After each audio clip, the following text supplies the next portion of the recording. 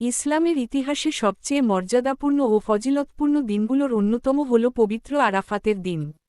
জিলহজ মাসের ৯ তারিখে পালিত এই দিনটি মুসলিম উম্মাহর জন্য রহমত, ক্ষমা, আত্মশুদ্ধি ও আল্লাহর নৈকট্য লাভের এক অনন্য সুযোগ হিসেবে বিবেচিত।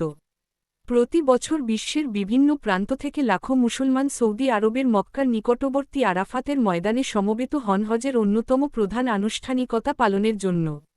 ইসলামে বলা হয়েছে, আল হাজ্জু আরাফা, অর্থাৎ আরাফাই হল হজের মূল ভিত্তি। কোনো ব্যক্তি হজের অন্যান্য আনুষ্ঠানিকতা পালন করলেও নির্ধারিত সময়ে আরাফার ময়দানে উপস্থিত হতে না পারলে তার হজ পূর্ণাঙ্গ হয় না। এ কারণে আরাফার দিন ও আরাফাতের ময়দান ইসলামের ইতিহাসে অত্যন্ত গুরুত্বপূর্ণ স্থান দখল করে আছে। ১০ হিজরিতে মহানবী হজরত মুহাম্মদ সাল্লাল্লাহু আলাইহি ওয়াসাল্লাম তার জীবনের শেষ হজ পালন করেন, যা বিদায় হজ নামে পরিচিত। এই আরাফার ময়দানেই তিনি ইতিহাসের অন্যতম গুরুত্বপূর্ণ ভাষণ প্রদান করেন। সেই ভাষণে তিনি মানবজাতির সমতা, ন্যায়বিচার ও ভ্রাতৃত্বের শিক্ষা দেন। মহানবী সাল্লাল্লাহু আলাইহি ওয়াসাল্লাম ঘোষণা করেন, কোনো আরবের ওপর অনারবের কিংবা অনারবের ওপর আরবের কোনো শ্রেষ্ঠত্ব নেই, শ্রেষ্ঠত্বের একমাত্র মাপকাঠি হল তাকওয়া বা নৈতিকতা। তিনি নারীদের অধিকার রক্ষা, সুদ পরিহার এবং অন্যের জীবন ও সম্পদের মর্যাদা রক্ষার বিষয়েও গুরুত্বপূর্ণ দিকনির্দেশনা দেন। ইসলামী চিন্তাবিদদের মতে, এই ভাষণ মানবাধিকারের অন্যতম শ্রেষ্ঠ ঘোষণাগুলোর একটি।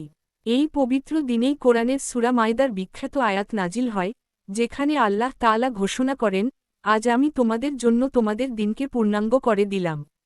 এই আয়াত ইসলামের পূর্ণতা ও পরিপূর্ণ জীবনব্যবস্থা হিসেবে প্রতিষ্ঠার ঘোষণা বহন করে। আরাফাতের ময়দানে লাখো মানুষের একই পোশাকে একত্রিত হওয়ার দৃশ্য মুসলমানদের কিয়ামতের দিনের কথা স্মরণ করিয়ে দেয়।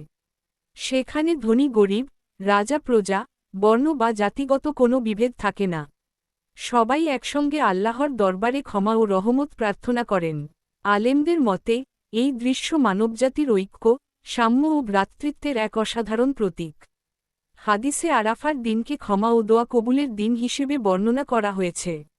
বিশ্বাস করা হয়, এই দিনে আল্লাহ তাআলা অসংখ্য বান্দার গুনাহ মাফ করে দেন। যারা হজে যেতে পারেন না, তাদের জন্য এই দিনটি অত্যন্ত গুরুত্বপূর্ণ। হাদিস অনুযায়ী, আরাফার দিনের রোজা বিগত ১ বছর এবং আগামী ১ বছরের গুনাহ মাফের কারণ হতে পারে।